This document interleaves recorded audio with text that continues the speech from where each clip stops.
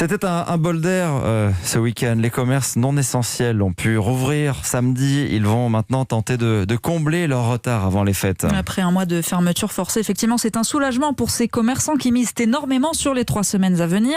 Ce week-end a donné une première tonalité. Alors Clément Le Saffre, quel bilan peut-on en tirer ?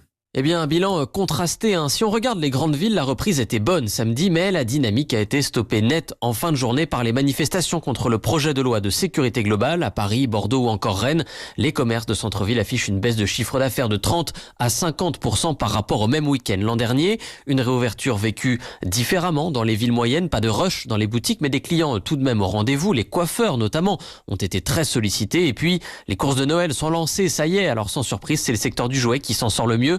Plus 10% par exemple chez Jouet Club par rapport au même week-end l'an dernier.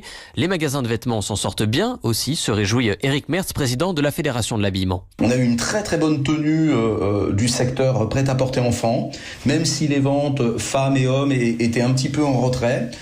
Toutefois, un très bon panier moyen. Et donc par conséquent, un chiffre d'affaires sensiblement identique à celui de l'année dernière à date comparable. Donc on peut considérer que le pari est gagné, la reprise est bien amorcée. Un début encourageant donc, mais les commerçants anticipent déjà la suite. Ils demandent au gouvernement un report des soldes d'hiver de 2 semaines, du 6 au 20 janvier, le temps de refaire leur trésorerie. Clément Le Saffre, vous parliez de